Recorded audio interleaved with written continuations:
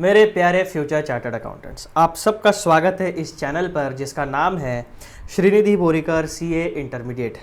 YouTube पर इस channel को ढूंढिए, चैनल को सब्सक्राइब करिए, वीडियोस को लाइक करिए और वीडियोस अपने दोस्तों के साथ यानी सीए स्टूडेंट्स के साथ शेयर करिए। चलो, आपके काम की चीज़ें कहाँ मिलेगी? आपको वीडियो सेक्शन में मिलेगी। वीडियो सेक्शन में आपको ऑडिट से रिलेटेड वीडियोस मिलने वाले हैं और प्लेलिस्ट सेक्शन में जैसे ही आप जाओगे वहाँ पे आपके 2024 की जो सितंबर और जनवरी की एग्ज़ाम्स आने वाली है, तो अभी सितंबर की एग्ज़ाम है तो जो वीडियोस आपको मिलेंगे प्लेलिस्ट में वो सितंबर एग्ज़ाम के लिए एप्लीकेबल रहने वाले हैं। तो इस प्लेलिस्ट को आप ध्यान में रखिए, सेव करके रखिए, जो आपको ठीक लगे मार्क करके रखिए। चलो, अब हम आज के वीडियो में इस वीडियो में हम लोग कौन से टॉपिक की पढ़ाई करने वाले हैं उसके बारे में मैं आपको बताता हूँ। आ जाओ। जी हाँ, तो हम लोग आ गए हमारे इंडेक्स में। एज़ यूजुअल मैं आपको बता दूँ कि हम चैप्टर नंबर 1 की पढ़ाई कर रहे हैं जिसका नाम है nature, objective and scope of audit. ठीक है बच्चों? ओके, देखो 1, 2, 3, 4, 5, 6 और 7 इतने टॉपिक्स हमारे पढ़ के हो चुके हैं। बेसिकली ये दो आपको पढ़ने हैं, 1, 2, 3, 4, 5 इनके वीडियोस मेरे चैनल पे आपके लिए अवेलेबल है। इस वीडियो में हम लोग topic number 8 what is an engagement इसके बारे में पढ़ाई करने वाले हैं। तो आपको मैं आपकी किताब दिखा देता हूँ। पेज नंबर जो आपका इंस्टीट्यूट का स्टडी मटेरियल है उसमें 1.17 के ऊपर टॉपिक नंबर 8 है जो है व्हाट इज़ एन एंगेजमेंट। अब बहुत ही छोटा टॉपिक है आपके इंस्टीट्यूट के स्टडी मटेरियल के हिसाब से, बस इतना ही है, पैराग्राफ नंबर 1 और पैराग्राफ नंबर 2 बस। लेकिन हम क्या करेंगे, इसको थोड़ा डिटेल में समझेंगे। क्यों?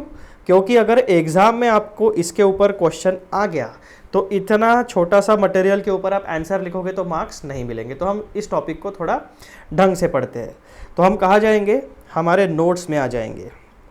देखो, जो ग्रीन टिक मैंने करके रखी है टॉपिक्स को, वो टॉपिक्स के वीडियोस हमारे पढ़ के हो गए हैं। चलो, अब कहाँ पे है हमारा? हाँ, टॉपिक नंबर 6 जो आज के काम का टॉपिक है, व्हाट इज़ एन एंगेजमेंट। तो एज़ यूजुअल मैं आप लोगों को उसकी आउटलाइन बता देता हूँ। ठीक है, कहाँ तक है पहले मुझे भी देख लेने दो। ठीक है, टोटल हमारे 3 टॉपिक्स हमें उसमें पढ़ने हैं। इसको छोटा किया मैंने, तो ये हो गया आपका टॉपिक नंबर 1, टॉपिक नंबर 2 और टॉपिक नंबर 3। तो ये जो व्हाट इज़ एन एंगेजमेंट है, basically what is N audit engagement, उसके बारे में हमें पढ़ाई करनी है। ठीक है, और जूम किया मैंने, इतना जूम हमारे लिए सफिशिएंट है। ठीक है, तो पहला टॉपिक हमें क्या पढ़ना है? एंगेजमेंट से related topic number 1, general definition जो है एंगेजमेंट की as a in professional field, in professional terms, वो हम पढ़ेंगे। फिर हम पॉइंट नंबर 2 पे आने वाले हैं, what is N audit engagement. ठीक है, वहाँ पे हम ऑडिट एंगेजमेंट क्या होता है उसकी डेफिनेशन पढ़ेंगे और key aspects of an audit engagement letter, यानी जो एक ऑथेंटिकेट, एक प्रोफेशनल डॉक्यूमेंट होता है जिसका नाम होता है ऑडिट एंगेजमेंट लेटर, उसमें की एस्पेक्ट्स क्या होते हैं। तो point number 1 scope of audit उसमें लिखा होगा, point number B objective of audit उसमें लिखा होगा यानी मेंशन किया होगा। उसके बाद पॉइंट नंबर सी ऑडिटर के रिस्पॉन्सिबिलिटीज़ क्या है वो उसमें पता चलेगा। क्लाइंट की रिस्पॉन्सिबिलिटीज़ क्या है, ऑडिट प्रोसीजर्स कौन सी हम फॉलो करने वाले हैं उसके बारे में जानकारी होगी, थोड़ा ओवरव्यू होगा। फिर टाइमलीनेस एंड डेडलाइंस यानी कितने समय में ऑडिट हमें कंप्लीट करके ऑडिट रिपोर्ट प्रोवाइड करनी है। फिर हमें इस काम की फ़ीस कितनी मिलेगी और बिलिंग किस तरीके से होगा, एडवांस पेमेंट होगा, पार्शियल पेमेंट होगा या पूरा पेमेंट काम होने के बाद में मिलेगा। फिर रिपोर्टिंग यानी ऑडिट रिपोर्ट का फॉर्मेट क्या होगा, किस तरीके से रिपोर्टिंग देना है, बाय पोस्ट भेजना है, डायरेक्ट फिजिकली जाके देना है, डिजिटली ईमेल पर भी आप रिपोर्ट भेज सकते हो, वो सारी चीज़ें आपको यहाँ पे पता चलेगी। लिमिटेशन ऑफ लाइबिलिटी यानी ऑडिट एंगेजमेंट जो है इसमें ऑडिटर की लाइबिलिटी कितनी होगी उसके बारे में जानकारी। Point number J other terms and conditions, इन ऊपर बताई गई हुई टर्म्स एंड कंडीशंस के अलावा अगर कुछ एक्स्ट्रा डालना है या कुछ छूट गया है तो वो आएगा अदर टर्म्स एंड कंडीशंस में। और सबसे आखिरी में सबसे इंपॉर्टेंट बात होगी दोनों की सिग्नेचर, दैट मीन्स क्लाइंट की सिग्नेचर होगी, जो अपॉइंट कर रहा है उस अथॉरिटी की सिग्नेचर होगी, और ऑडिटर की सिग्नेचर होगी। क्यों? एक्सेप्ट कि भाई आप लोगों ने मुझे जो ऑडिट एंगेजमेंट लेटर भेजा है उसको मैंने एक्सेप्ट किया है, वो बताने के लिए ऑडिटर की सिग्नेचर उस पर होगी। तो इतनी सारी बातें हम पढ़ने वाले हैं पॉइंट नंबर 2 में। फिर पॉइंट नंबर 3 में हम लोग क्या पढ़ेंगे? एक्सटर्नल ऑडिट एंगेजमेंट, यानी जो स्टैट्यूटरी ऑडिटर को अपॉइंट किया जाता है। यहाँ पे एक्सटर्नल क्यों बोला है? क्योंकि जो ऑडिटर होता है वो ऑर्गेनाइजेशन का आदमी नहीं होता है, वो ऑर्गेनाइजेशन के बाहर का व्यक्ति होता है। इसीलिए इस टॉपिक का नाम दिया गया है एक्सटर्नल ऑडिट एंगेजमेंट। इसमें हमें 4 पॉइंट पढ़ने हैं। पहला point purpose of external audit engagement, दूसरा पॉइंट रीजनेबल एश्योरेंस एंगेजमेंट का मतलब क्या होता है, तीसरा point regulatory requirements in India, यानी भारत में ऑडिटर की एक्सटर्नल ऑडिट एंगेजमेंट से रिलेटेड रेगुलेटरी रिक्वायरमेंट किस तरीके की है। और पॉइंट नंबर 4 में हम पढ़ेंगे voluntary audits by non corporate entities. इसका मतलब हमें क्या पता चलेगा, क्या ऑडिट वॉलेंटरी है या नहीं है, या मैंडेटरी है, किस तरीके का ऑडिट का नेचर है, इसके बारे में बेसिक बातें हमें पता चलने वाली है। ठीक है बच्चों, चलो अब हम लोग फुल फ्लेजेडली इस टॉपिक को यानी टॉपिक नंबर 6 को पढ़ना शुरू करते हैं। अब हमें ढूंढना पड़ेगा स्कोप ऑफ ऑडिट हो गया, उसके बाद मैं आता हूँ आपकी इनहेरेंट लिमिटेशंस ऑफ ऑडिट के ऊपर, ये भी हमारा कंप्लीट हो गया। And now we are reaching towards what is an engagement. तो अभी आप अपने जब सीए इंस्टीट्यूट का मॉड्यूल देखोगे तो जो एक्सटर्नल ऑडिट एंगेजमेंट बोला है ना उन्होंने, जो हमारा आखिरी तीसरा वाला पॉइंट था, वो यहाँ पे 8.1 करके दिया है, छोटा सा पैराग्राफ दिया है। इसमें से आपको बहुत ज़्यादा इन्फॉर्मेशन नहीं मिलेगी, ठीक है। एक छोटा सा एंगेजमेंट का वन लाइनर दिया है कि एंगेजमेंट का मतलब क्या होता है, उसके बाद में in context of audit engagement क्या होता है। तो बेसिकली यहाँ पे आपको 3 बातें इन्होंने बताई है। यहाँ से यहाँ तक आपका पॉइंट नंबर 1 है, जो जनरल डेफिनेशन हमने थोड़ा डिटेल में पढ़ा है। इन कॉन्टेक्स्ट से लेकर यहाँ तक आपको ऑडिट एंगेजमेंट के बारे में बताया गया है। और 8.1 जो है वो है आपका point number 3 external audit engagement. तो इसी को हमने एलैबोरेट किया है हमारे नोट्स में, ताकि आपके एग्ज़ाम में अगर इसके ऊपर क्वेश्चन आता है तो आप इसको ढंग से लिख सको। और आपको थोड़ी सी ज़्यादा जानकारी होगी तो नुकसान नहीं है, कम जानकारी होगी तो नुकसान हो सकता है। ठीक है, आ जाओ, क्या देखेंगे हम लोग। सबसे पहला point, what is an engagement, उसकी general definition. In the context of professional work agreement, यानी कोई भी व्यक्ति जब प्रोफेशनली काम करता है उसमें एक प्रकार का एग्रीमेंट होता है अपार्ट फ्रॉम ऑडिटिंग। यानी अभी फ़िलहाल के लिए इस जनरल डेफिनेशन की जब हम बात करते हैं, हम ऑडिटिंग के बारे में बात नहीं कर रहे हैं, हम जनरल प्रोफेशनल एग्रीमेंट की जनरल प्रोफेशनल काम के बारे में बात करते हैं। In the context of professional agreement, apart from auditing, the term engagement refers to a formal agreement between a client and a professional service provider, such as a consultant, lawyer or a freelancer, to perform specific task or services. यानी general professional work में engagement का मतलब क्या होता है कि एक प्रकार का formal agreement, means what, formal arrangement between client and professional service provider. वो प्रोफेशनल सर्विस प्रोवाइडर एक कंसल्टेंट भी हो सकता है, यानी आपके जैसा एक फ्यूचर चार्टर्ड अकाउंटेंट भी हो सकता है, कोई लॉयर हो सकता है, या कोई फ्रीलांसर हो सकता है, जैसे डिजिटल मार्केटिंग वाले हो गए, आर्टिस्ट लोग हो गए, इंजीनियरिंग वाले हो गए। तो जो भी फ्रीलांसिंग का काम करता है, कंसल्टेंसी प्रोवाइड करता है, वो लोग। उसके बाद ये एग्रीमेंट, ये अरेंजमेंट होता क्यों है, टू परफॉर्म स्पेसिफिक टास्क और सर्विसेज। यानी जो क्लाइंट होता है उसकी कुछ डिमांड होती है। डिमांड किस तरीके की होती है, या तो उसको कोई स्पेसिफिक टास्क कंप्लीट करने हैं, या उसको कोई सर्विसेज चाहिए, या उसको कोई किसी प्रकार के गुड्स चाहिए। अब यहाँ पे हम गुड्स की बात नहीं करते, सर्विस की बात करते हैं। क्यों? क्योंकि जो ऑडिट है वो एक प्रकार की सर्विस है, तो हम पूरा का पूरा फ्रेमवर्क जो है वो सर्विस के हिसाब से डेवलप कर रहे हैं हमारे माइंड में। फिर क्या होता है, एक क्लाइंट होता है, उसकी कुछ डिमांड्स होती है, उसको कुछ टास्क कंप्लीट करने होते हैं या उसको किसी प्रकार के सर्विसेज चाहिए होती है। अब वो किसके पास जाता है? एक प्रोफेशनल सर्विस प्रोवाइडर के पास जाता है, जिस बंदे के पास नॉलेज बेस हो, जिस व्यक्ति के पास स्किल्स हो और एग्जीक्यूट करने की कैपेबिलिटीज़ हो, यानी बेसिकली उसके पास रिसोर्सेज होने चाहिए टू परफॉर्म स्पेसिफिक टास्क और प्रोवाइड स्पेसिफिक सर्विसेज। ठीक है, इतनी बात आपको समझ लेनी है कि जो जनरल डेफिनेशन है एंगेजमेंट की, ये एक प्रकार का फॉर्मल एग्रीमेंट होता है between client and professional to perform specific task और प्रोवाइड स्पेसिफिक सर्विसेज, बेसिक चीज़। फिर this arrangement is typically documented in an engagement letter और a contract and outlines the expectations and terms under which the services will be delivered. जब यहाँ पे उनका एक basic arrangement हो जाता है तब उसको फाइनलाइज करने के लिए एक रिटर्न डॉक्यूमेंट क्रिएट किया जाता है जिसको कहा जाता है एंगेजमेंट लेटर और अ कॉन्ट्रैक्ट। अब जब आप लिखित में देते हो, रिटर्न में कुछ बात करते हो, तो उसमें एक सीरियसनेस आ जाता है। क्यों? क्योंकि return documents court of law में एज एन एविडेंस एक्सेप्ट किए जाते हैं। वो एक प्रकार का एविडेंस है, वो एक प्रकार का क्लाइंट और प्रोफेशनल का इंटेंशन है to get the real work done. ठीक है, और उसमें आपके टर्म्स ऑफ एंगेजमेंट होंगे और कौन सी सर्विसेज या कौन से टास्क परफॉर्म करने हैं, क्या डिलीवर करना है, उसके बारे में जानकारी होगी। तो बेसिकली एंगेजमेंट लेटर में पूरे काम का स्कोप दिया जाता है। ये हो गई आपकी जनरल डेफिनेशन एंगेजमेंट की। अब इसी सिमिलर फ्रेमवर्क को हम अप्लाई करेंगे as it is audit engagement के ऊपर। यहाँ पे कौन था? जनरल क्लाइंट और एक प्रोफेशनल सर्विस प्रोवाइडर। अब हमारे फाइनेंशियल स्टेटमेंट्स के बारे में क्या कौन होगा? एक बिजनेस एंटिटी होगी या एक ऑर्गेनाइजेशन होगी जो इकोनॉमिक ट्रांजैक्शंस को परफॉर्म करती है, दैट मीन्स एक क्लाइंट होगा। और एक प्रोफेशनल सर्विस प्रोवाइडर होगा, यानी एक ऑडिटर होगा जिसके पास चार्टर्ड अकाउंटेंसी का प्रैक्टिस का सर्टिफिकेट है, जिसके पास साइन करने की अथॉरिटी है, जो क्वालिफाइड है as per the norms of institute of chartered accountants of India.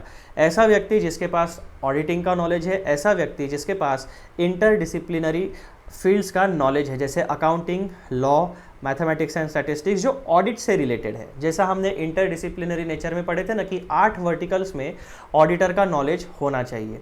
तो उस तरीके का एक व्यक्ति होगा और जो क्लाइंट है और जो ऑडिटर है उनके बीच में एक एग्रीमेंट होगा to perform audit of financial statements. ठीक है, और ये जब उनके बीच में एक सीरियस इंटेंशन डेवलप होगा तब जाके आपका ऑडिट एंगेजमेंट लेटर में वो सारी चीज़ें रिटर्न फॉर्मेट में उतारी जाएगी और वो बनता है आपका ऑडिट एंगेजमेंट लेटर। तो हमने कैसे डेवलप किया कॉन्सेप्ट को? पहले तो जनरल डेफिनेशन समझ ली, उसके बाद इसका जो फ्रेमवर्क है वो ढांचा हमने हमारे ऑडिट एंगेजमेंट के ऊपर अप्लाई किया, तो हमें ऑडिट एंगेजमेंट की डेफिनेशन भी समझ आ गई। तो बेसिकली आपको आदत कैसी डालनी है? थोड़ा सा अपना लॉजिक लगाओ, थोड़ा सा कॉमन सेंस लगाओ। आज तक अगर आपकी उम्र 20 साल है, 22 साल है, 18 साल है, तो आज तक आपके पास भी लाइफ का 18, 20 या 22 साल का एक्सपीरियंस है। तो कॉमन सेंस कहाँ से आएगा? दुनियादारी का जो जनरल नॉलेज है वहाँ से आपको कॉमन सेंस आएगा। और उसी कॉमन सेंस को, उसी अलर्टनेस को, उसी शार्पनेस ऑफ माइंड को आपको अप्लाई करना है अपने ऑडिट के टॉपिक को समझने के लिए। एक चीज़ से दूसरी चीज़ का मतलब कैसे निकाला जाए, एक चीज़ के आउटकम से कुछ इन्फरेंस निकाल के दूसरी चीज़ों के ऊपर कैसे वो बिठाया जाए, ताकि हम जल्दी से जल्दी कोई भी कॉन्सेप्ट सीख सके और उसको लॉन्ग टर्म तक रिटेन कर सके। ठीक है, तो अभी हम लोग पढ़ते हैं definition of audit engagement. An audit engagement is a formal agreement between an auditor or audit firm and a client, typically a business or organization, to perform an audit of client's financial statements or specific financial aspect। अब audit का मतलब क्या होता है? एक प्रकार का formal agreement होता है। ऑडिट एंगेजमेंट जो होती है वो एक प्रकार का फॉर्मल एग्रीमेंट होता है। किन के बीच में एग्रीमेंट होता है? एक ऑडिटर या audit firm and client. Client का नेचर कैसे होता है? या तो वो बिजनेस एंटिटी होगी या वो एक ऐसी ऑर्गेनाइजेशन है जो फाइनेंशियल ट्रांजैक्शंस कंडक्ट करती है।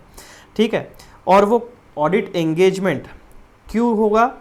To perform an audit of clients financial statements, या तो फाइनेंशियल स्टेटमेंट के ऑडिट के लिए आपको हायर किया जाएगा, या फिर फाइनेंशियल स्टेटमेंट के कुछ स्पेसिफिक एस्पेक्ट्स हैं उनको चेक करने के लिए, उनका ऑडिट करने के लिए, उनका सर्टिफिकेशन करने के लिए एक ऑडिटर को हायर किया जा सकता है, और ऐसे तरीके के कामों को कहा जाता है ऑडिट एंगेजमेंट। ठीक है, this engagement is documented through an engagement letter which outlines the scope, objectives, responsibilities and terms of audit. तो ये बेसिक डेफिनेशन आपकी हो गई ऑडिट एंगेजमेंट की। उसके बाद उसमें आपको पता चल गया ऑडिट एंगेजमेंट लेटर में कौन से पॉइंट्स कवर होते हैं, scope, objectives, responsibilities, terms of audit, basically terms of audit. फिर हम एक और स्टेप आगे बढ़ते हैं। अब एंगेजमेंट की डेफिनेशन पढ़ ली, ऑडिट एंगेजमेंट की डेफिनेशन पढ़ ली। अब हम क्या करने वाले हैं कि ये जो ऑडिट एंगेजमेंट की डेफिनेशन है, जो की पॉइंट्स हमने यहाँ पे देखे, scope, objective, responsibilities and terms of audit, इसको हम थोड़ा डिटेल में एक एक दो लाइन में इनको पढ़ेंगे। डिटेल में मीन्स क्या कि ये जो स्कोप ऑफ है एंगेजमेंट लेटर जो है ऑडिट का, उसमें कौन से टर्म्स एंड कंडीशंस मेंशन किए जाते हैं, उनको हम थोड़ा एक्सप्लोर करेंगे। तो क्या होता है, देखो point number 2, key aspects of an audit engagement letter. The audit engagement letter is a crucial document. कोई भी ऑडिटर के लिए स्पेसिफिकली ये डॉक्यूमेंट बहुत इंपॉर्टेंट होता है। क्यों? क्योंकि ये एक प्रकार का एविडेंस है कि आपके बीच में और क्लाइंट के बीच में किन चीज़ों के ऊपर एग्रीमेंट हुआ था। क्योंकि बहुत बार क्या होता है कि जब ऑडिट कंप्लीट हो जाता है या फ्यूचर में ऐसे कोई इवेंट्स होते हैं जिनकी वजह से हमारे और क्लाइंट के बीच में कुछ डिस्प्यूट होता है, कुछ झगड़ा होता है, किसी बात को लेके आर्ग्यूमेंट होता है, तो हम कहाँ पे जाएंगे? हम लोग जाएंगे, भैया आपने क्या बोला था, तो ये रिटर्न डॉक्यूमेंट है जिसको हम कहते हैं, एक मिनट, ऑडिट एंगेजमेंट लेटर। देखो आपने इतनी चीज़ें बोली थी, हमने ऑडिट में इतनी चीज़ें परफॉर्म कर दी, या फिर अगर ऑडिट ने अपनी कोई ड्यूटी परफॉर्म नहीं की है तो क्लाइंट ऑडिट एंगेजमेंट लेटर्स में उसको बता के कि हमारा और आपका ये एग्रीमेंट हुआ था, एक ऑडिटर के नाते आपने ये काम पूरा नहीं किया, तो ऑडिटर को वो काम पूरा करना पड़ेगा। ठीक है, तो इसीलिए एक एविडेंस, रिटर्न एविडेंस होने के कारण ऑडिट एंगेजमेंट लेटर एक क्रूशल डॉक्यूमेंट होता है that outlines the terms and conditions of the audit engagement. बहुत इंपॉर्टेंट चीज़ है ये। It serves to manage expectations and reduce misunderstandings between the auditor and the client. Key aspect of an audit engagement letter include, अब कौन से महत्वपूर्ण मुख्य मुद्दे audit engagement letter में इंक्लूड किए जाते हैं। तो सबसे पहले होता है स्कोप ऑफ ऑडिट, यानी ऑडिट में हमें क्या क्या टास्क परफॉर्म करने हैं, कौन से फाइनेंशियल स्टेटमेंट्स के आइटम्स हमें चेक करने हैं, हमारे ऑडिट की रीच कहाँ तक है, कौन सी चीज़ों का हमें ऑडिट करना है, वो बताया जाता है। तो स्कोप ऑफ ऑडिट में 2 पॉइंट है। पॉइंट नंबर 1 क्या कहता है, specifies what will be audited such as the entire set of financial statements और स्पेसिफिक अकाउंट्स एंड ट्रांजैक्शंस, है ना, इंपॉर्टेंट बात है ये। ऑडिट में क्या कहा जाता है, एक तो आपकी रिस्पॉन्सिबिलिटी सेट हो जाएगी। रिस्पॉन्सिबिलिटी में क्या सेट होगा, उसमें आपको बताया जाएगा कि एंटायर फाइनेंशियल स्टेटमेंट्स का ऑडिट करना है या फाइनेंशियल स्टेटमेंट के कोई स्पेसिफिक अकाउंट्स है उनका ऑडिट करना है, ये बात क्लियरली बताई जाएगी। दूसरा, defines the period covered by the audit, that means financial year. हमारा फाइनेंशियल ईयर कहाँ से कहाँ तक होता है, 1 अप्रैल से लेकर 31 मार्च तक होता है। तो ऐसे अभी क्या है, 2023-24 फाइनेंशियल ईयर ख़त्म हुआ, अभी करंटली 2024-25 का फाइनेंशियल ईयर शुरू है। इसी प्रकार से जब हम पीछे जाएंगे, 23-24 से जब हम लोग पीछे जाते जाएंगे तो आपको क्या मिलेगा, 22-23, 21-22, 19-20, ऐसे कौन से फाइनेंशियल ईयर का आपको ऑडिट करना है, तो वो क्लैरिटी आपको यहाँ पे मिल जाएगी। Defines the period covered by the audit, क्योंकि उसी का डेटा आप मांगोगे और उसी के ऊपर आप साइन करोगे जो आपका ऑडिट ओपिनियन रहेगा। तो स्कोप ऑफ ऑडिट आपका क्लियर हो जाता है। पॉइंट नंबर बी में क्या पता चलता है, ऑब्जेक्टिव्स ऑफ ऑडिट, ऑडिट करने का उद्देश्य क्या है, पर्पस क्या है। तो पहला पॉइंट देखो ऑब्जेक्टिव का, states the primary objective typically to express an opinion. तो प्राइमरी ऑब्जेक्टिव क्या होता है किसी भी ऑडिट एंगेजमेंट का, express an opinion on whether the financial statements are free from material misstatement, यानी जिस फाइनेंशियल स्टेटमेंट्स का आप ऑडिट करते हो ऑडिटर का ऐसा ओपिनियन है क्या कि वो financial statements free from material miss statement है, यानी उनमें कोई गलत बात रिप्रेजेंट नहीं हुई है। तो ये पहला ऑब्जेक्टिव होता है, मटेरियल मिस स्टेटमेंट के ऊपर आपको अपना ऑडिट ओपिनियन देना होता है। उसके बाद मे इंक्लूड सेकेंडरी ऑब्जेक्टिव्स। तो ये प्राइमरी ऑब्जेक्टिव तो आपको बता दिया कि ऑडिटर को एक अपना ओपिनियन एक्सप्रेस करना होता है in a return audit report. किसके बारे में? Express an opinion on whether the financial statements are free from material misstatement. ठीक है, यानी फाइनेंशियल स्टेटमेंट्स में इनकम, एक्सपेंस, असेट, लाइबिलिटी, इनसे जुड़े हुए सारे मुद्दे ट्रू एंड फेयर मैनर में हमने रिप्रेजेंट किए। दैट मीन्स मैनेजमेंट ने रिप्रेजेंट किए हैं और ऑडिटर ने उसको क्रॉस वेरीफाई किया है। इस प्रकार का ओपिनियन आपको अपने ऑडिट रिपोर्ट में प्रोवाइड करना पड़ता है। पॉइंट नंबर 2 में हमें क्या पता चलता है ऑब्जेक्टिव के बारे में? Secondary objective. ऑडिट का सेकेंडरी ऑब्जेक्टिव क्या हो सकता है? Such as assessing the effectiveness of internal controls और कंप्लायंस विथ रेगुलेशंस। जब भी कोई बिजनेस एंटिटी परफॉर्म करती है, फंक्शन करती है, तो वो सोसाइटी के साथ इंटरैक्ट करती है। जो हमारी सोसाइटी है उससे वो रिसोर्सेस लेती है और उस सोसाइटी को बदले में गुड्स या सर्विसेज पैसे लेकर ऑफर करती है। तो उसमें क्या हो रहा है, बिजनेस ऑर्गेनाइजेशन या किसी फाइनेंशियल या कोई ऑर्गेनाइजेशन जो फाइनेंशियल एक्टिविटी करती है वो सोसाइटी के साथ इंटरैक्ट करती है। तो ऐसे केसेस में क्या होता है कि आपको income, inflow and outflow of economic resources के ऊपर मॉनिटरिंग एंड कंट्रोल रखने के लिए एक इंटरनल कंट्रोल सिस्टम रखनी पड़ती है to safeguard the financial interest of your organisation. उसके बाद दूसरा पॉइंट क्या होता है? कंप्लायंस विथ रेगुलेशन, यानी टैक्सेशन हो गया, income tax, GST, wealth tax, local taxes, environmental taxes या एनवायरमेंटल कंप्लायंसेस, इंपोर्ट एक्सपोर्ट, और जितने भी गवर्नमेंट के अलग अलग स्टैट्यूट्स है जैसे कंपनीज एक्ट हो गया, एलएलपी एक्ट हो गया, तो जो चीज़ें आपको एप्लीकेबल है उन रेगुलेशंस के साथ आपने कंप्लाई किया है या नहीं।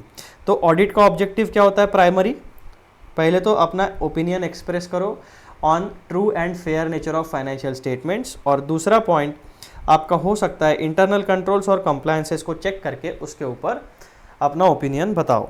फिर पॉइंट नंबर सी में हमें क्या देखना है? ये सारे पॉइंट्स हम किस चीज़ के बारे में डिस्कस कर रहे हैं? एंगेजमेंट लेटर के, ऑडिट एंगेजमेंट लेटर के की पॉइंट्स क्या होते हैं वो। तो तीसरा की पॉइंट यानी सी में हमें क्या पता चलता है? ऑडिटर की रिस्पॉन्सिबिलिटीज़ क्या क्या होती है। तो पहला क्या होता है?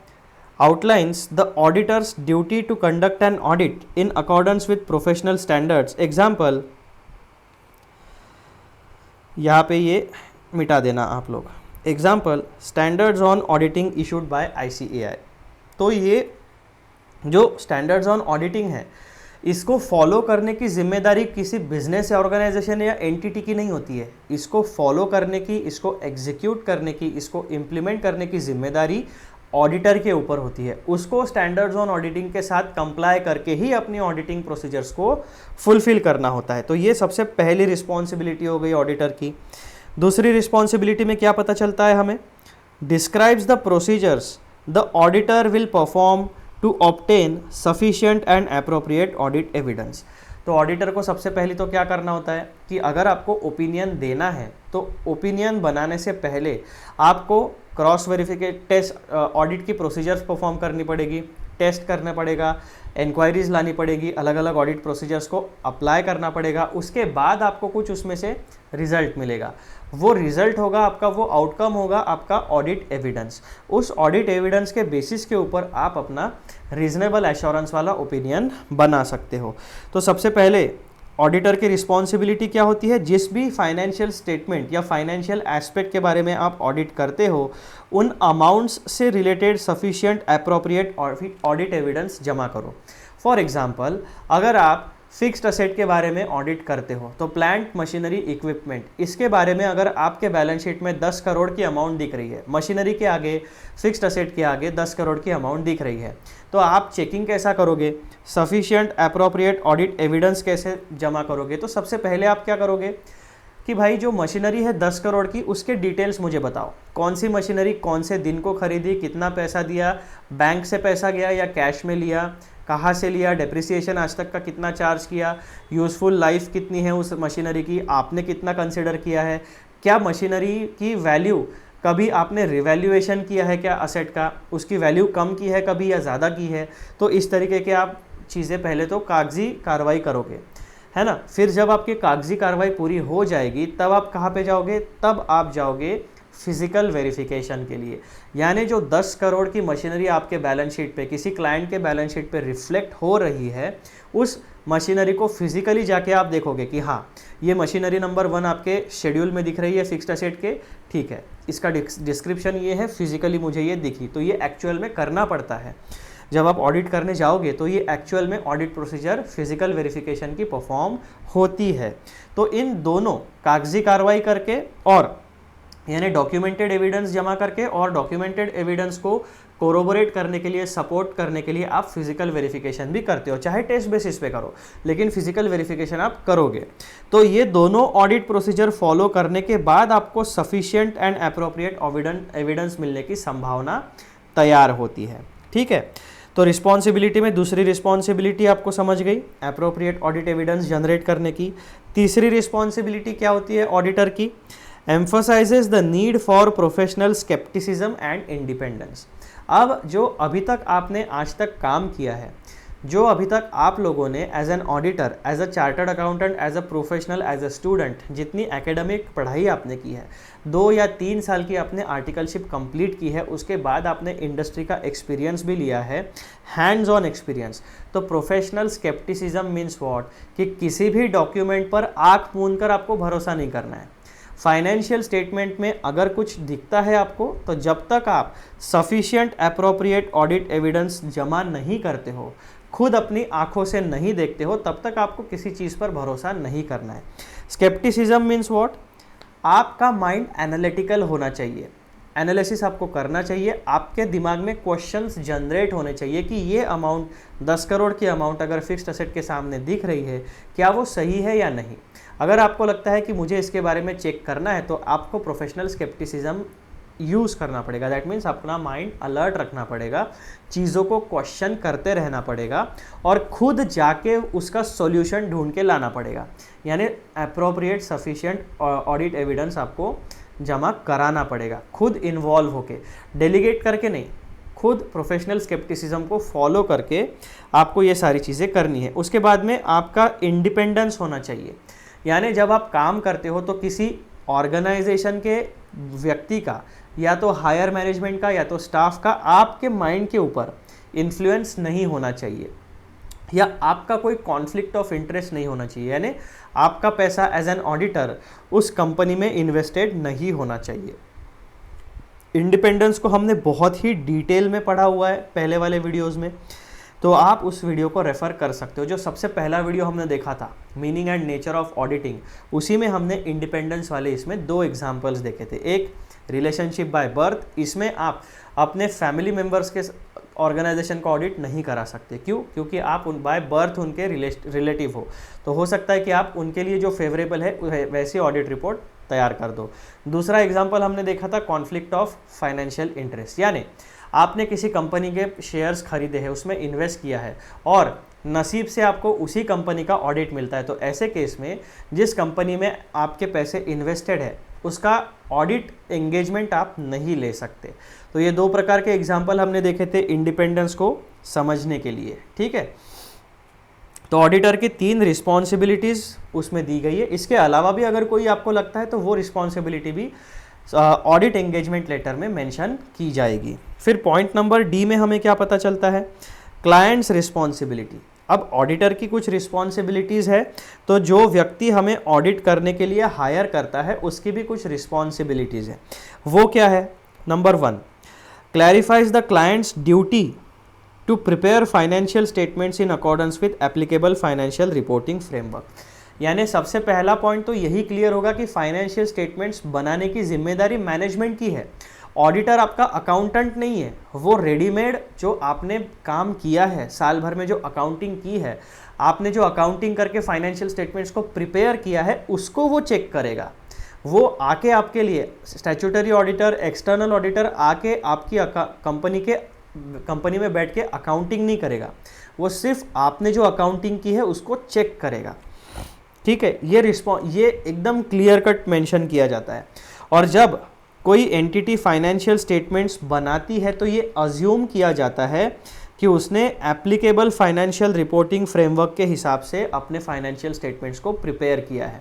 एप्लीकेबल फाइनेंशियल रिपोर्टिंग फ्रेमवर्क के बारे में हमने पहले भी पढ़ा था, क्या क्या इंक्लूड होता है, आपका बिजनेस एनवायरनमेंट क्या है, ठीक है, किस तरीके के ट्रांजैक्शंस में आपकी एंटिटी इन्वॉल्व होती है, कमर्शियल या नॉन कमर्शियल, उसके हिसाब से आपने अकाउंटिंग आपको करनी पड़ेगी। दूसरा, आपके लिए कौन से फाइनेंशियल स्टेटमेंट्स के फॉर्मेट बताए गए हैं, क्या आप कंपनी हो तो आपको शेड्यूल 3 के हिसाब से बनाना पड़ेगा, क्या आप बैंकिंग कंपनी हो तो आपको बैंकिंग कंपनीज के लिए रेगुलेशंस जो है उनके हिसाब से उनके फॉर्मेट में आपको रिपोर्टिंग करनी पड़ेगी।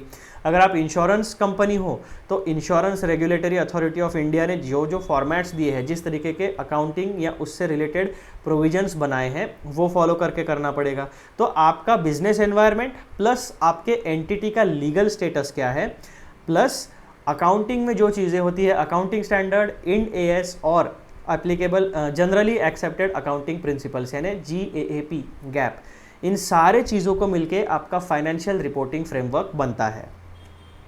तो ये क्लाइंट की जिम्मेदारी होती है कि फाइनेंशियल स्टेटमेंट्स बनाने की जिम्मेदारी क्लाइंट की होती है, और ये बनाते वक्त यानी फाइनेंशियल स्टेटमेंट्स को बनाते वक्त applicable financial reporting framework follow होगा, ये अज्यूम किया जाता है। दूसरा, stresses the importance of maintaining adequate internal controls, यानी जो भी आपके फाइनेंशियल इंटरेस्ट है, जो भी आपकी प्रोसेसेस है, उनको सेफगार्ड करने के लिए जो आपके इंटरनल कंट्रोल्स होते हैं to create a deterrence for fraudulent activities. यानी ऐसा हो सकता है कि पैसा देख के किसी एम्प्लॉय की नीयत ख़राब हो गई या मैनेजमेंट की खुद की नीयत ख़राब हो गई, तो वो फ्रॉड कर सकते हैं, वो आपको फाइनेंशियली नुकसान पहुंचा सकते हैं, करेक्ट है।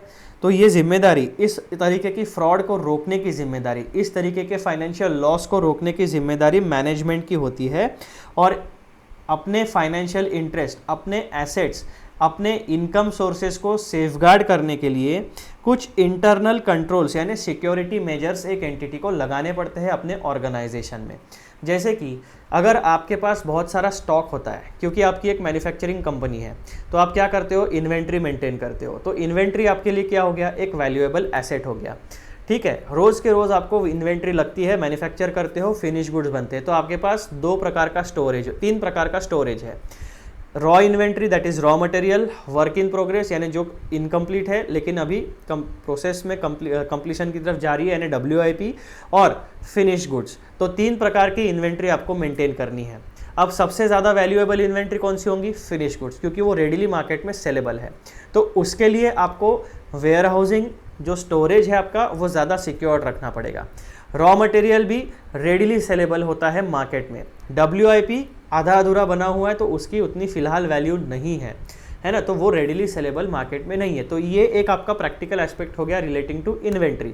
तो आप सेफगार्डिंग क्या करोगे, raw material, work in progress और फिनिश गुड्स, इन तीनों के लिए आप ऐसा इंटरनल कंट्रोल सेट करोगे कि विदाउट ऑथोराइज पर्सनल आप इन्वेंट्री को विद इन ऑर्गेनाइजेशन मूव नहीं कर सकते। जब भी और इन्वेंट्री एक जगह से दूसरी जगह में, एक डिपार्टमेंट से दूसरे डिपार्टमेंट में जाती है, वहाँ पे आपका लॉगिंग होना चाहिए कि कौन सा ऑफिसर था जिसने इन्वेंट्री रिसीव की, कौन सा ऑफिसर था जिसने इन्वेंट्री प्रोडक्शन के लिए इशू की, कौन सा ऑफिसर था जिसने प्रोडक्शन लाइन पे इन्वेंट्री रिसीव की, कौन सा ऑफिसर था जिसने फिनिश गुड्स प्रोडक्शन लाइन से बाहर भेजे, वो कौन सा ऑफिसर था जिसने स्टोरेज में, वेयर हाउस में फिनिश गुड्स को रिसीव किया और उसको उसके डेडिकेटेड स्पेस में स्टोर किया। तो पूरा का पूरा एंड टू एंड ऑफिसर्स के नाम, डेट, टाइम और उनकी सिग्नेचर, पूरा का पूरा लॉग क्रिएट होना चाहिए। तो ये मैंने आपको एक एग्जाम्पल बताया विजुअलाइज करने के लिए इन्वेंट्री के बारे में। सिमिलरली आपके एसेट कौन से होते हैं, फिक्स्ड एसेट होते हैं, इंटेंजिबल एसेट होते हैं, करंट एसेट होते हैं। तो इन तीनों सेगमेंट्स के लिए आपको इंटरनल कंट्रोल्स लगाने हैं। उसके बाद आपके जो इनकम सोर्सेस है, इनकम आपकी जो होती है वो आप तक पहुंचनी चाहिए, वो बीच में कहीं लीक होके फ्रॉड नहीं होना चाहिए, तो आप इनकम को भी सिक्योर करोगे। तो इनकम, एक्सपेंस, असेट, लाइबिलिटीज़, इन चारों एस्पेक्ट्स को सिक्योर करने के लिए, इन चारों एस्पेक्ट्स का true and fair nature maintain करने के लिए आपको as an entity internal control systems establish करनी पड़ेगी। फिर तीसरी रिस्पॉन्सिबिलिटी क्या होती है क्लाइंट की, obligates the client to provide the auditor with access to all relevant information and documentation। तो जब कोई एंटिटी ऑडिटर को हायर करती है तो ये एंटिटी यानी मैनेजमेंट की जिम्मेदारी बनती है कि भैया ऑडिटर काम तभी कर पाएगा जब उसे फाइनेंशियल इन्फॉर्मेशन मिलेगी। फाइनेंशियल इन्फॉर्मेशन मिलने के बाद जब वो फर्दर इंक्वायरी करेगा तो आपको उसको फर्दर इन्फॉर्मेशन भी प्रोवाइड करनी पड़ेगी। जब तक ऑडिटर इन्फॉर्मेशन पूछता है वो सारी इन्फॉर्मेशन रिलेवेंट टाइम में, एक स्पेसिफिक टाइम में ऑडिटर को मिलनी चाहिए, तब वो अपनी ऑडिट की प्रोसीजर को अच्छे से कंडक्ट कर पाएगा। तो ये 3 प्रकार की जिम्मेदारियां क्लाइंट की बता दी। अब ये सारी की सारी जिम्मेदारियां, ये एग्जॉस्टिव लिस्ट नहीं है, ये एग्जाम्पल्स है कि ऑडिट एंगेजमेंट लेटर में किस तरीके के लिस्ट आपको मिल सकती है। इसके अलावा यानी इन 3 रिस्पॉन्सिबिलिटीज से बढ़कर भी 4th, 5वीं, 6वीं रिस्पॉन्सिबिलिटी भी हो सकती है। ठीक है, ये एग्जाम्पल्स मैं आपको समझाने के लिए बता रहा हूँ। फिर नेक्स्ट पॉइंट क्या मिलता है हमें, पॉइंट नंबर ई, ऑडिट प्रोसीजर्स। तो जनरली क्या होता है, जब ऑडिट का स्कोप फाइनलाइज होता है, ऑडिटर को पता चलता है कि मुझे ये काम करना है, तो ऑडिटर क्या करता है, अपनी ऑडिट प्रोसीजर्स को एक एस्टिमेटेड बेसिस पे, फोरकास्ट बेसिस पे फाइनलाइज करता है कि ठीक है ये काम मुझे करना पड़ सकता है। तो पुराना जो एक्सपीरियंस होता है, पास्ट ईयर का एक्सपीरियंस लगा के वो डिसाइड करता है कि हाँ ये ऑडिट प्रोसीजर्स बेसिक तो मुझे फॉलो करनी ही पड़ेगी, तो उसके बारे में वो इन्फॉर्मेशन दे सकता है। लेकिन क्या होता है कि जब हम प्रैक्टिकली रियल लाइफ में काम करने जाते हैं तो कुछ अनएक्सपेक्टेड सिनेरियोज भी हमारे सामने आ सकते हैं। तो जैसे जैसे सिचुएशन हमारे ऑडिट प्रोसेस के दौरान अनफोल्ड होते जाएगी, उस तरीके से हमारा ऑडिट का प्लान भी इवॉल्व होते जाएगा। तो ये जो ऑडिट प्रोसीजर्स है, बेसिकली ऑडिट प्लान है, उसका एक बेसिक फ्रेमवर्क हम प्रोवाइड करते हैं। वो फ्रेमवर्क रिजिड नहीं होता है, वो फ्रेमवर्क फ्लेक्सिबल होता है, क्योंकि जिस तरीके से हमारा audit day 1, day 2, day 3, day 4 ऐसा आगे बढ़ेगा, उस तरीके से हमारा ऑडिट प्लान भी इवॉल्व होते जाएगा। हो सकता है कि हमने इन्वेंट्री का ऑडिट करने के लिए 2 दिन एलोकेट किए हैं, ठीक है, लेकिन हमें 2 दिन से ज़्यादा लग गए क्योंकि इन्वेंट्री बहुत ज़्यादा थी, अलग अलग जगह पे स्टोर थी, है ना। तो ये प्रैक्टिकल डिफ़िकल्टी आ गई, तो इन्वेंट्री को 2 दिन की जगह पे 5 दिन लग गए। अब हम क्या करेंगे, अपने ऑडिट प्लान में जो डे 1, डे 2, डे 3 हमने एलोकेट किया था उसमें चेंज हो जाएगा। तो हमारी ऑडिट प्रोसीजर्स और ऑडिट प्लान में थोड़ा बहुत चेंज होगा, है ना। इस तरीके से इनकम, एक्सपेंस, असेट, लायबिलिटीज़, इन 4 सेगमेंट्स में जितने भी लाइन आइटम्स फाइनेंशियल स्टेटमेंट्स में मेंशन किए जाते हैं, उन हर एक आइटम को चेक करने के लिए हम कुछ स्पेसिफिक ऑडिट प्रोसीजर्स फॉलो करते हैं। हमने एग्जाम्पल में कौन से देखे थे, हम कुछ टेस्ट कंडक्ट करते हैं जिसमें सब्सटैंटिव टेस्ट होते हैं, है ना, और कुछ ऑडिट प्रोसीजर्स फॉलो करते हैं। तो ये सारी चीज़ें आपको पिछले वीडियोस में हमने डिस्कस की थी, पिछले टॉपिक्स में। तो ऑडिट प्रोसीजर में पॉइंट नंबर 1 क्या कहता है, ये describes the audit procedures including audit risk assessment, testing of internal controls and substantive procedures, example inspection of documents, observation of processes. General बातें वो बता देते हैं। पॉइंट नंबर 2 क्या होता है, details the approach to sampling and the extent of testing. कौन से फाइनेंशियल आइटम को कितने डिटेल में चेक करना है, उसका एक basic outline auditor audit procedure के इसमें दे सकता है। ये पॉइंट हमेशा इंक्लूड होगा ऐसा नहीं है, अगर ऑडिटर को लगा कि पहले बताना चाहिए तो वो बताएगा। क्योंकि बहुत बार क्या होता है कि कंपनी, फॉर एग्जांपल जैसे टेलीकॉम कंपनी है, आप टेलीकॉम कंपनी में जब आप ऑडिट करने जाते हो तो उसका एक क्रूशल एसेट होता है उसका टेलीकॉम टावर। अब टेलीकॉम टावर अर्बन एरियाज़ में भी होते हैं, सिटी के बीच में भी होती है, सिटी के बाहर भी होते हैं, और बहुत रूरल एरिया में भी हो सकते हैं। तो आपको जिस सेक्टर का ऑडिट मिला है टेलीकॉम कंपनी का, उस सेक्टर में कहाँ कहाँ पे टेलीकॉम के टावर्स है, तो ये जब तक आप एडवांस में बताओगे नहीं एम्प्लॉयज़ को, तो आपके लॉजिस्टिक्स का, आपके घूमने का, और वहाँ पे आपको एक ऑफिसर जो आपको टेलीकॉम टावर का इंफ्रास्ट्रक्चर समझाएगा, बताएगा, फिजिकल वेरिफिकेशन कराएगा, है ना।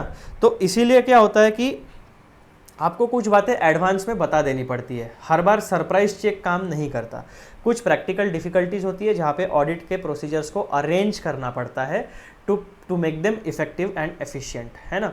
ऐसे जाके चुटकी बजा के आप बोलोगे कि चलो भाई हमको टावर दिखा के लाओ, तो ऐसे नहीं होता है, क्योंकि वो एम्प्लॉय जो है वो वहाँ पे रोज़ काम करता है, वो अपने रोज़ के काम में से समय निकाल के आपको ऑडिट में भी हेल्प करता है, तो आपको उनकी रिस्पेक्ट भी करनी पड़ेगी। तो जो आपकी डिफ़िकल्ट ऑडिट प्रोसीजर है, जो टाइम कंज्यूमिंग ऑडिट प्रोसीजर है, जो स्पेशल नेचर की ऑडिट प्रोसीजर है, उनके बारे में आप पहले से जानकारी दे सकते हो। To make your audit more streamline, more organised, more effective and more efficient. फिर पॉइंट नंबर एफ क्या कहता है, टाइमलाइंस एंड डेडलाइंस, यानी ऑडिट कब शुरू होगा और कब खत्म होगा, कौन से दिन ऑडिट में क्या काम करना है। क्योंकि क्या होता है, जब एक बड़ी ऑर्गेनाइजेशन होती है उसमें बहुत सारे डिपार्टमेंट्स होते हैं। एक होता है इन्वेंट्री डिपार्टमेंट, एक होता है मैन्युफैक्चरिंग डिपार्टमेंट यानी प्रोडक्शन डिपार्टमेंट, एक होता है अकाउंट्स डिपार्टमेंट, एक होता है एचआर डिपार्टमेंट, एक होता है पेरोल डिपार्टमेंट, एक होता है ह्यूमन रिसोर्स डिपार्टमेंट, एक होता है वेयर हाउसिंग डिपार्टमेंट, एक होता है सिक्योरिटी डिपार्टमेंट, एक होता है आईटी डिपार्टमेंट। तो ऐसे बहुत सारे डिपार्टमेंट्स होते हैं। तो जब और ये सारे डिपार्टमेंट्स को पैसों की ज़रूरत पड़ती है, सारे डिपार्टमेंट्स फाइनेंस के ऊपर ही चलते हैं। मार्केटिंग हो गया, सेल्स हो गया, रिपेयर्स एंड मेंटेनेंस हो गया, बहुत सारी चीज़ें होती है, ठीक है। तो जब भी आपको ऑडिट करना है, तो आपको अगर पूरे एंटिटी का प्रॉपरली ऑडिट करना है तो आपको एक ऑर्गेनाइज्ड प्लान लगेगा। दैट मीन्स क्या कि आपके ऑडिट की एक टाइमलाइन होगी, एक कैलेंडर आप फॉलो करोगे कि हाँ इस तारीख को इस समय में 2 घंटे में हमें ये काम करना है, 4 घंटे में हमें ये काम करना है, ठीक है। इस तरीके से आप अपने ऑडिट की एक टाइमलाइन बनाओगे और कुछ डेडलाइंस सेट करोगे। फाइनेंशियल स्टेटमेंट्स में income, expense, asset, liability, 4 aspects आपको चेक करने हैं, ठीक है। तो इनकम वाला पोर्शन कौन सी टीम हैंडल करेगी, कितने दिन उनको आप एलोकेट करते हो, कितने फाइनेंशियल रिसोर्सेज, कितने ह्यूमन रिसोर्सेज आप उनको एलोकेट करते हो, उस हिसाब से अगर आप कहते हो कि इनकम का जो भी आपके लाइन आइटम्स है, income from sales, commission, interest, dividend, इसके लिए 3 दिन काफ़ी है। तो आप क्या करोगे, इनकम वाला जो पोर्शन है उसके लिए आप डेडलाइन सेट करोगे। ऑडिट शुरू होगा उसके 3 दिन में आपको, जब भी आप इनकम का चेकिंग करोगे, शुरू पहले दिन, दूसरे दिन, तीसरे दिन आपका काम खत्म होना चाहिए। तो इस तरीके से आप फाइनेंशियल स्टेटमेंट्स के लिए हर एक आइटम के लिए एक डेडलाइन सेट करते हो और ओवरऑल ऑडिट को कंप्लीट करके ऑडिट रिपोर्ट देने के लिए भी आप एक टाइमलाइन यानी डेडलाइंस और टाइमलाइंस सेट करते हो। तो पॉइंट नंबर 1 क्या कहता है, specifies key dates for the commencement of field work, completion of field work and issuance of the audit report. फिर क्या होता है, point number 2 includes deadlines for the provisions of the information by the client. यानी अगर आप audit करते हो और बीच में आपको कोई एक्स्ट्रा इन्फॉर्मेशन चाहिए या कोई कंफर्मेशन चाहिए, क्लैरिफिकेशन चाहिए, तो आप किसके पास जाओगे, जो आपकी मैनेजमेंट है या ऑर्गेनाइजेशन है या एंटिटी है उसमें जो रिलेवेंट ऑफिसर है, आप उसके पास एक इंक्वायरी भेजोगे। तो उससे इंक्वायरी वापस भी आनी चाहिए, यानी आपके क्वेश्चंस का, आपके क्वेरीज का रिप्लाई भी आना चाहिए। तो उसके लिए भी एक स्पेसिफिक डेडलाइन होनी चाहिए। ऐसा नहीं कि आज पूछा तो 4 दिन के बाद बता रहा है, भाई अभी पूछा है ना तो आज के पूरे दिन भर में कभी भी टाइम निकाल के मुझे इस सवाल का जवाब दे देना, ठीक है। इस तरीके की डेडलाइन आपकी क्लाइंट के ऑफिसर्स के साथ भी होनी चाहिए। तो ये क्लैरिटी के साथ सारी बातें डिस्कस होती है। फिर पॉइंट नंबर जी में हम लोग क्या डिस्कस करते हैं, फीस एंड बिलिंग अरेंजमेंट। भाई पैसे के लिए तो काम हो रहा है, सीए बनते क्यों है, इतनी मेहनत, इतने अटेम्प्ट्स, इतने सारे प्रेशर्स को झेलते क्यों है, ताकि पैसा कमा सके। तो ऑडिट करने का भी पैसा तो मिलना चाहिए ना, प्रॉफिट होगा तभी मेरी फाइनेंशियल ग्रोथ होगी। तो सबसे मेन पॉइंट फीस और बिलिंग किस तरीके का होगा, जीएसटी कितना लगेगा, टीडीएस कितना कटेगा, मेरे हाथ में कितना पैसा आएगा, ये सारी बातें उसमें क्लैरिफिकेशन के साथ दी रहेगी। एडवांस पेमेंट कितना होगा, ड्यूरिंग द ऑडिट कितना पेमेंट दिया जाएगा, का ऑडिट खत्म होने के बाद पूरा का पूरा बिल सेटलमेंट कितने दिनों में होगा, ये सारी बातें उसमें दी गई हुई रहेगी। उसके बाद और क्या रहेगा उसमें, अगर हमें ऑडिट के लिए ट्रैवल करना पड़ता है अलग अलग जगहों पर तो उसका खर्चा कंपनी उठाएगी, मैं एज एन ऑडिटर अपने जेब से खर्चा नहीं दूंगा। तो ये सारी बातें उसमें मेंशन की जाती है कि अगर ट्रैवल करने की ज़रूरत पड़ती है, ट्रैवल के बाद ट्रैवल करने की ज़रूरत पड़ी तो आपको स्टेकेशन लगेगा, एकोमोडेशन लगेगा, फूड लगेगा, है ना। तो ये सारी चीज़ें, अगर ऑडिट में कुछ गड़बड़ होती है, एक्स्ट्रा खर्चा लगता है, तो वो एक्स्ट्रा खर्चा कौन देगा, ऑडिटर अपने जेब से तो नहीं देगा, कंपनी को देना पड़ेगा। तो एक क्लैरिफिकेशन के साथ सारी बातें लिखी हुई रहेगी। तो पॉइंट नंबर 1 में क्या होगा, outlines the fee structure for the audit services including the basis for fees, example hourly rates और fixed fees। 2 प्रकार की ऑडिट की फीस के स्ट्रक्चर हो सकते हैं। Then describes billing arrangement and payment terms, cash में होगा, बैंक के थ्रू होगा, कौन सा अकाउंट देना है, चेक से पेमेंट होगा, डिमांड ड्राफ्ट बनेगा, क्या करोगे, ये सारा पूरा का पूरा आपको डिटेल में बताना पड़ेगा। फिर पॉइंट नंबर एच क्या होता है, रिपोर्टिंग, यानी जो ऑडिट रिपोर्ट आप बनाओगे उसके बारे में। Defines the format and content of the audit report. तो स्टैट्यूटरी ऑडिट की अगर हम बात करते हैं तो जो स्टैट्यूट होता है जैसे companies act, LLP act, partnership act, तो इसमें स्पेसिफिकली बताया हुआ रहता है कि स्टैट्यूटरी ऑडिट रिपोर्ट का एक फॉर्मेट होता है, एक क्वेश्चनियर टाइप होता है, उस सारे पॉइंट्स को आपको एड्रेस करना है और जो फॉर्मेट होता है स्टैट्यूटरी ऑडिट रिपोर्ट का उसी फॉर्मेट में आपको रिपोर्टिंग देना है। तो आपके ऑडिट रिपोर्टिंग का फॉर्मेट और कंटेंट दोनों चीज़ें क्लियरली बताई हुई रहेगी। Point number 2, includes any additional reports or communications such as management letters, recommendations for improvements, यानी ऑडिटर के तरफ से अगर कोई इम्प्रूवमेंट का रिकमेंडेशन है तो ये सारी चीज़ें आपके रिपोर्टिंग में इंक्लूड हुई। इसके अलावा भी जो चीज़ हो सकती है वो होगी, ये आपको बेसिक एग्जाम्पल दिया है, ठीक है। फिर आय में क्या होता है, लिमिटेशन ऑफ लाइबिलिटी। उसमें पॉइंट नंबर 1 देखो, specifies any limitations on the auditors liability. हम ऑडिट करते वक्त क्या बोलते हैं, हम जो ऑडिट रिस्क है उसको कभी भी रिड्यूस करके ऑडिट रिस्क को ज़ीरो नहीं कर सकते। हम एज एन ऑडिटर कभी भी एब्सोल्यूट एश्योरेंस नहीं दे सकते। तो ये हमारे लिमिटेशन है लाइबिलिटी के ऊपर, क्योंकि क्या होगा, मैंने समझो एज एन ऑडिटर ऑडिट कर दिया, ऑडिट रिपोर्ट सबमिट कर दी और 2 साल के बाद जिस साल का मैंने ऑडिट किया था उसी में फ्रॉड डिटेक्ट होता है, तो लोग किसको पकड़ने आएंगे, एज एन ऑडिटर मुझे पकड़ने आएंगे। तो मैं क्या बताऊंगा, देखो भाई मेरे पास मेरे ऑडिट वर्किंग पेपर्स हैं, मैंने sufficient and appropriate audit evidence generate किया था, to the best of my knowledge जितना इन्फॉर्मेशन मैंने मांगा, जितना इन्फॉर्मेशन एंटिटी ने मुझे दिया, उसके बेसिस के ऊपर, उस ऑडिट एविडेंस के बेसिस के ऊपर मैं आपको एब्सोल्यूट एश्योरेंस नहीं दे सकता। मैंने किस तरीके का एश्योरेंस आपको दिया है, मैंने आपको रीजनेबल एश्योरेंस दिया है कि फाइनेंशियल स्टेटमेंट्स में मटेरियल मिसस्टेटमेंट नहीं है। लेकिन इसका इम्प्लाइड मतलब क्या होता है कि रीजनेबल एश्योरेंस का मतलब यही होता है कि ऑडिट रिपोर्ट का मतलब ये नहीं होता कि एकदम परफेक्ट बना है, उसमें कोई किसी तरीके का फ्रॉड या मिसस्टेटमेंट नहीं होगा, ये मतलब नहीं होता है। रीजनेबल एश्योरेंस का मतलब डाउट के लिए थोड़ी सी जगह बचती है, तो ऑडिटर अपने आप को बचाने के लिए ये डिफेंस देता है। लेकिन जब ऐसी सिचुएशन आएगी तो एज एन ऑडिटर मेरे पास अपने काम को दिखाने के लिए मेरा ऑडिट वर्किंग पेपर होना चाहिए। अगर मेरे पास वर्किंग पेपर नहीं है, मैं ये प्रूव नहीं कर सका कि मैंने काम किया है, तो फिर मेरी लाइबिलिटी बनती है। अगर मैंने बता दिया कि मैंने काम किया है, मैंने प्रूव कर दिया ऑडिट डॉक्यूमेंटेशन पेपर के भरोसे, तो फिर मेरी लाइबिलिटी नहीं आएगी उस फ्रॉड या मिस स्टेटमेंट के नॉन डिटेक्शन के लिए, ठीक है। ये बेसिक चीज़। पॉइंट नंबर 1 में क्या आता है, specifies any limitations on the auditor liability, यानी ऑडिटर के ऊपर क्या क्या लाइबिलिटीज़ है relating to audit of financial statements वो बताया जाएगा, उसके लिमिटेशंस क्या है वो बताया जाएगा। Point number 2, describes conditions under which the auditor में बी लायबल फॉर डैमेजेस, यानी अगर कोई ऑडिट रिपोर्ट की वजह से झोल होता है तो झोल के बाद यानी क्या, अगर एंटिटी ने केस कर दिया ऑडिटर के ऊपर तो डैमेजेस ऑडिटर कब देगा कब नहीं देगा उसके बारे में सारी इंफॉर्मेशन इसमें बताई जाएगी। तो ये हो गया आपका लिमिटेशन ऑफ लाइबिलिटी वाला पॉइंट, यानी in case of dispute auditor की जिम्मेदारी उस डिस्प्यूट से रिलेटेड कहाँ तक रहेगी, वो बात सिंपल शब्दों में यहाँ पे बताने की कोशिश की गई है।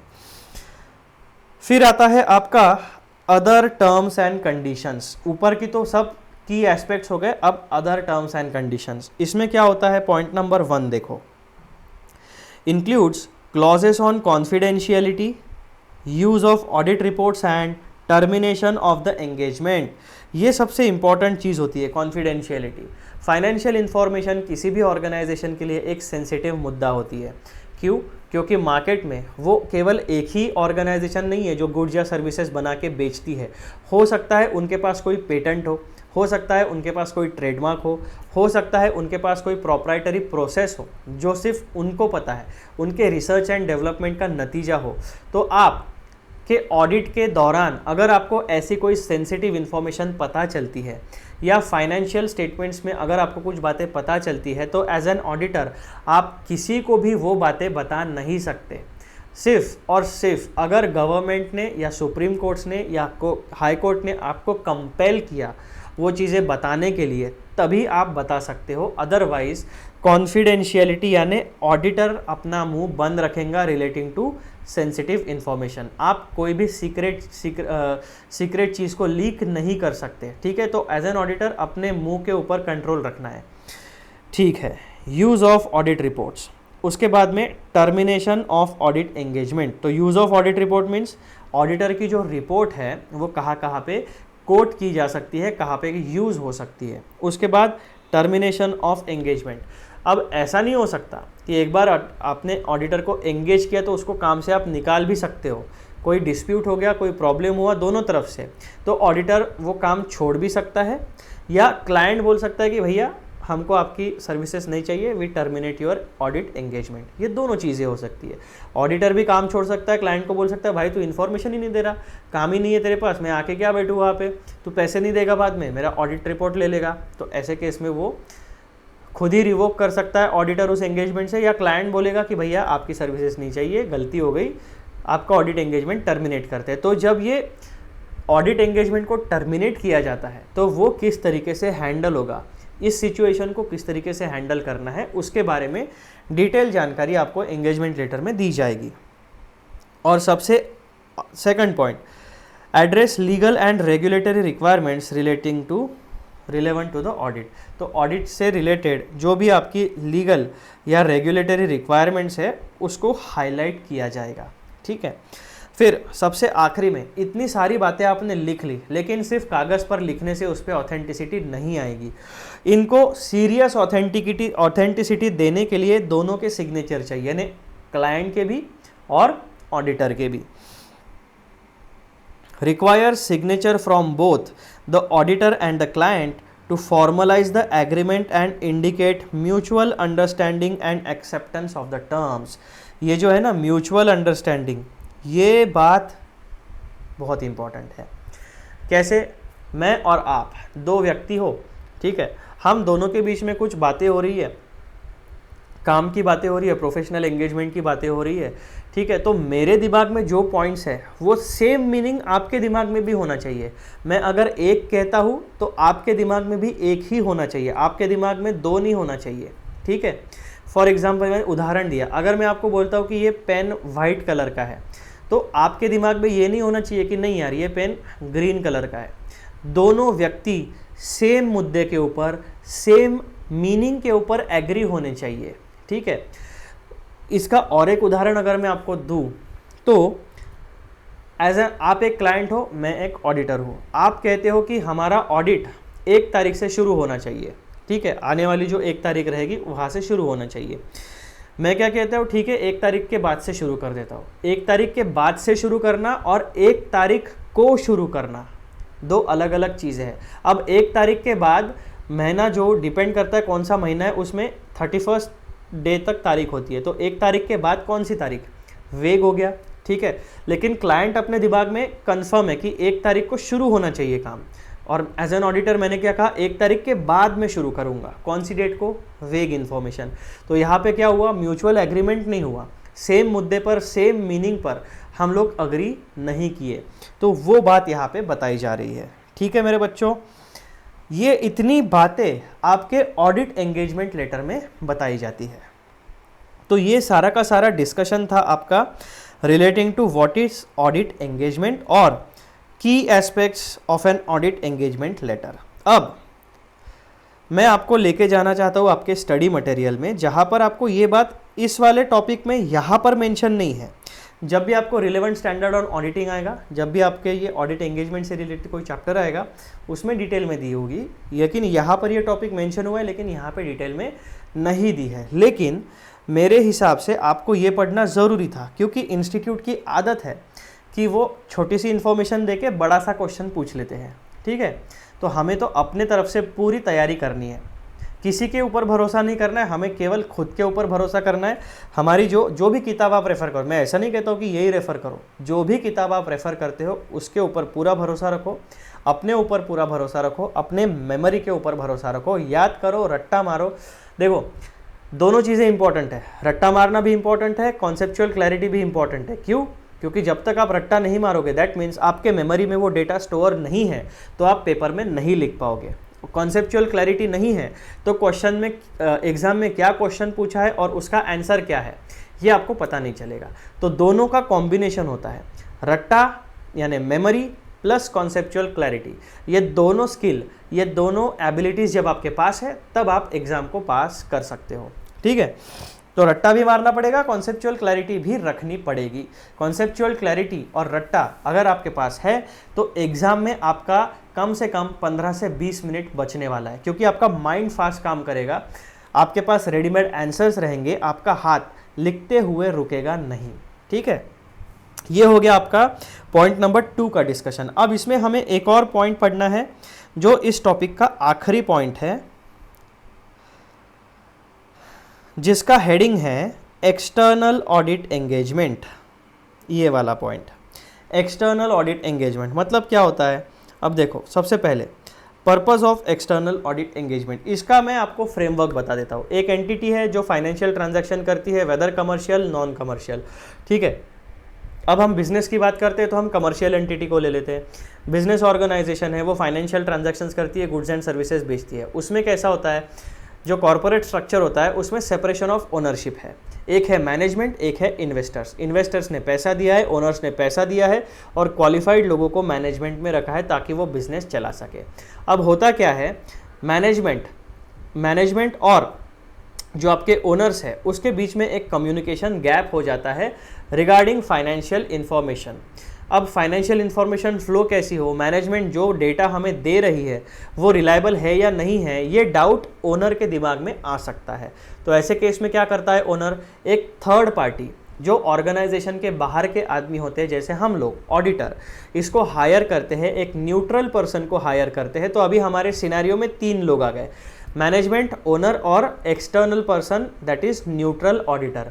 उस न्यूट्रल व्यक्ति को, उस ऑडिटर को कहते हैं कि भाई हमारे कंपनी में जाओ, हमारे मैनेजमेंट ने जो काम किया है, जो फाइनेंशियल स्टेटमेंट्स प्रिपेयर किए हैं, उसको प्लीज़ हमारे बिहाफ पे आप वेरीफाई करो और अपना ऑडिट ओपिनियन अपने ऑडिट रिपोर्ट में रिटर्न फॉर्मेट में हमें प्रेजेंट करो। ये बात होती है, इस चीज़ को कहा जाता है external audit engagement that is statutory audit. तो उसके बारे में 4 मुद्दे हमें पढ़ने हैं। कौन से 4 मुद्दे हैं। सबसे पहले, एक्सटर्नल ऑडिट एंगेजमेंट का पर्पस क्या होता है। The main purpose of external audit engagement is to enhance the confidence of the users such as investors, creditors, regulators and other stakeholders. तो जो भी फाइनेंशियल स्टेटमेंट्स होते हैं, इनकम, एक्सपेंस, असेट, लाइबिलिटीज़, ये जो फाइनेंशियल इन्फॉर्मेशन है उसके कई यूज़र्स होते हैं। कौन से यूज़र्स होते हैं, investors, creditors, regulators, other stakeholders. तो ये क्या करते हैं, ये इस फाइनेंशियल इन्फॉर्मेशन के ऊपर अपना इकोनॉमिक डिसीजन लेते हैं। तो अगर फाइनेंशियल इन्फॉर्मेशन में गड़बड़ी है तो इनका डिसीजन भी गड़बड़ होगा। सोर्स जो है इन्फॉर्मेशन का, उसमें गड़बड़ है तो आपका उस सोर्स को फॉलो करके आप जितने भी डिसीजन लोगे वो गलत होने ही वाले हैं। तो इसीलिए क्या होता है, एक ऑडिटर को हायर किया जाता है ताकि जो आपके फाइनेंशियल स्टेटमेंट्स है उसमें यूजर्स का कॉन्फिडेंस एनहांस किया जाए in the financial statements of an entity. An external audit provides an independent and objective evaluation of the financial statements, which helps ensure that they are free from material misstatement and fairly presented in the financial position and fairly represent the financial position and performance of the entity. अब हमारा thumb rule क्या है, जब भी हम financial position की बात करेंगे तो हमारे दिमाग से पटाख से बैलेंस शीट आनी चाहिए, और जब भी हम परफॉर्मेंस की बात करें, फाइनेंशियल परफॉर्मेंस, तो फटाक से हमारे दिमाग में प्रॉफिट एंड लॉस अकाउंट नाम आना चाहिए। तो ये हो गया आपका purpose, to enhance the confidence of users of financial statements. Audit report आने के बाद क्या इस्टेब्लिश होता है कि जो हमारे फाइनेंशियल स्टेटमेंट्स है वो फ्री फ्रॉम मटेरियल मिसस्टेटमेंट है, और वो सारे के सारे ऑपरेशंस को, फाइनेंशियल ऑपरेशंस को या बिजनेस ऑपरेशंस को फेयरली रिप्रेजेंट करते हैं, यानी true and fair nature maintain करते हैं।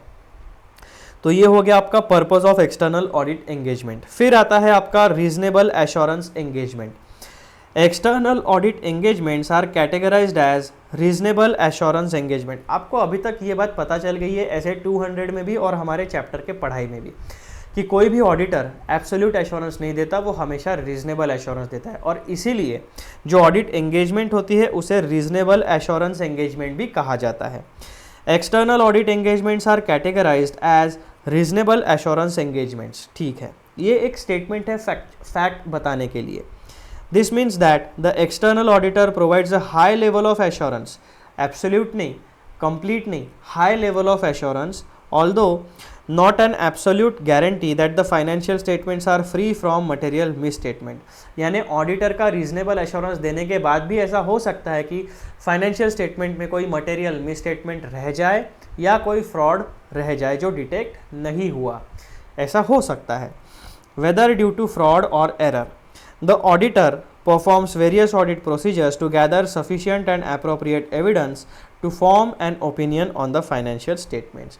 तो ये बेसिक नेचर हो गया आपके रीजनेबल एश्योरेंस एंगेजमेंट का। बेसिकली ये जो एक्सटर्नल ऑडिट एंगेजमेंट है इसको हम रिपीट ही पढ़ रहे, जो मीनिंग ऑफ ऑडिट हमने पढ़ा है ना अभी तक, ऑडिट का स्कोप पढ़ा, ऑडिट के इनहेरेंट लिमिटेशंस पढ़े, तो यहाँ पर हमें केवल एक रिवीजन मिलती है, ठीक है।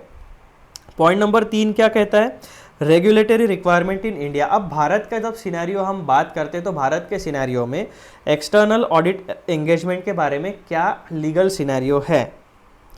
In India as per the companies act 2013 companies are mandated to have their annual accounts audited by an external auditor. तो एक एग्जाम्पल है ये, बहुत सारे एंटिटीज़ में से एक एंटिटी है कंपनी जो रेगुलेट होती है इंडियन कंपनीज एक्ट 2013 से। अब ये जो कंपनीज एक्ट 2013 है इसमें एक प्रोविज़न है जो मैंडेटरी है। वो प्रोविज़न क्या कहती है कि जो भी कंपनीज एक्ट 2013 के अंडर रजिस्टर्ड है, whether private limited companies, public limited companies, government companies और जो भी अलग अलग प्रकार की कंपनीज है, वो सारी जितनी भी कंपनीज एक्ट 2013 के अंडर रजिस्टर्ड है उनके लिए मैंडेटरी चीज़ है क्या, आपके एनुअल अकाउंट्स जो है उनका एक्सटर्नल ऑडिट आपको कराना ही है। दैट मीन्स स्टैट्यूटरी ऑडिट आपको कराना ही है।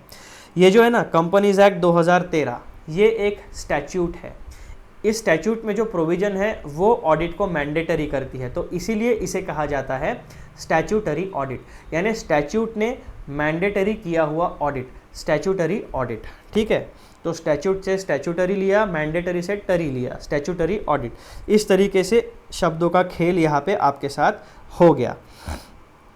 फिर क्या होता है, this legal requirement ensures that the financial statements of companies are independently verified adding credibility to the financial information presented.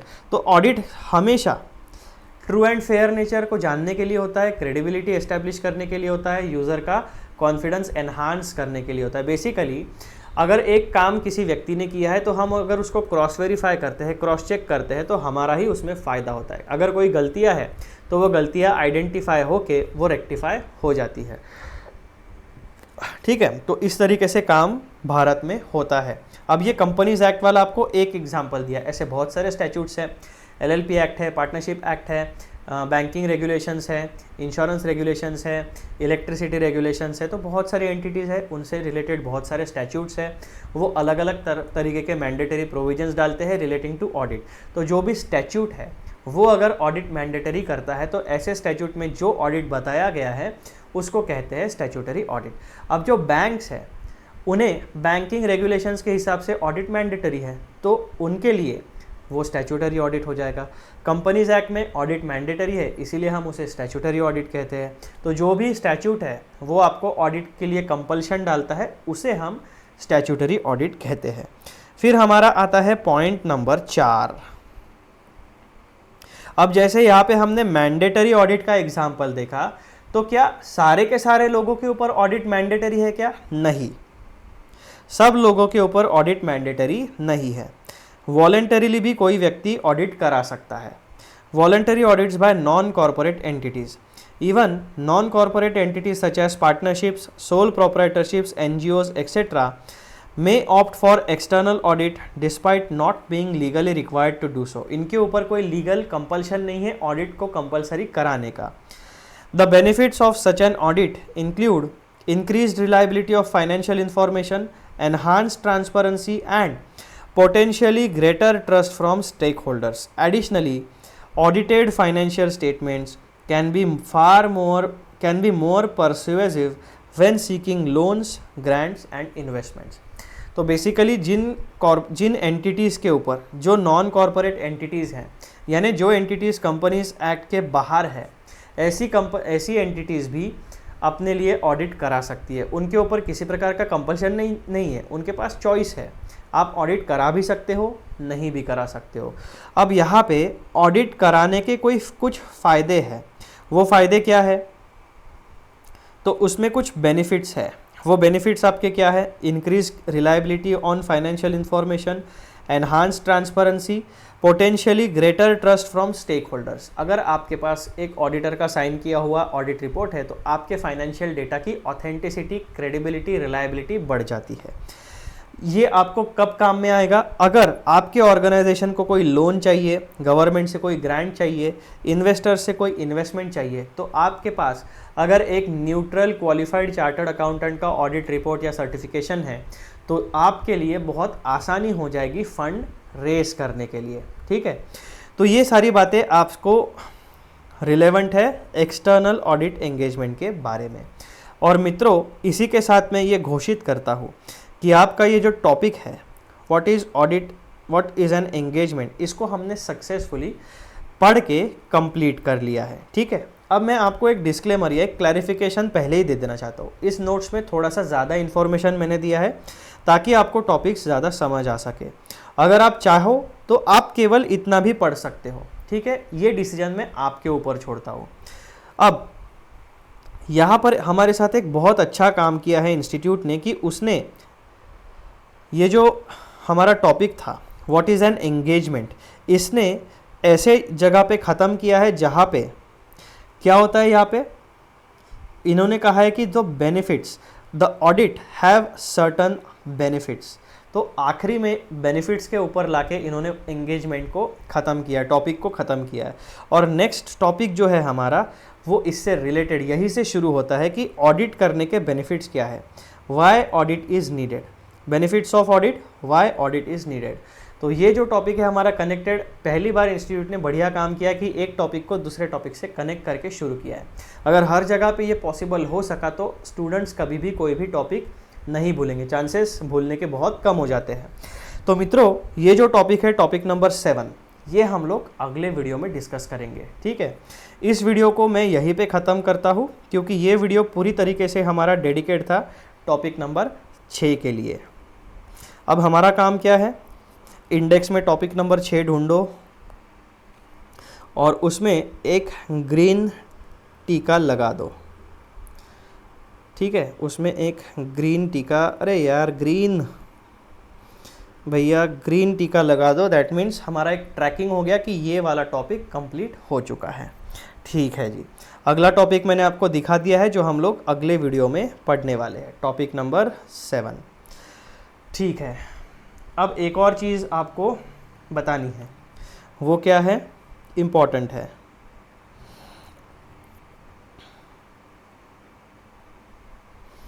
और वो चीज़ है ये, this is the channel Shrinidhi Borikar CA intermediate. YouTube पे ढूंढिए, चैनल को सब्सक्राइब करिए और बेल नोटिफिकेशन दबा के सारे नोटिफिकेशंस ऑन करिए, तभी जाके आपको मेरे वीडियोस के नोटिफिकेशन मिलेंगे। अदरवाइज़ आपको पता, सिर्फ सब्सक्राइब करने से आपको पता नहीं चलने वाला है। ठीक है, तो चैनल को ढूंढिए, सब्सक्राइब करिए, बेल नोटिफिकेशन ऑन करिए, वीडियोज़ को शेयर करिए, लाइक करिए, और कुछ डाउट है तो कमेंट सेक्शन में आप पूछ सकते हो। कमेंट सेक्शन का यूज़ आपको पॉजिटिव और कंस्ट्रक्टिव चीज़ों के लिए करना है, डिस्ट्रक्टिव चीज़ें कमेंट सेक्शन में अलाउड नहीं है आपके लिए। ठीक है, चलो हम लोग मिलते हैं अगले वीडियो में, तब तक के लिए बाय बाय।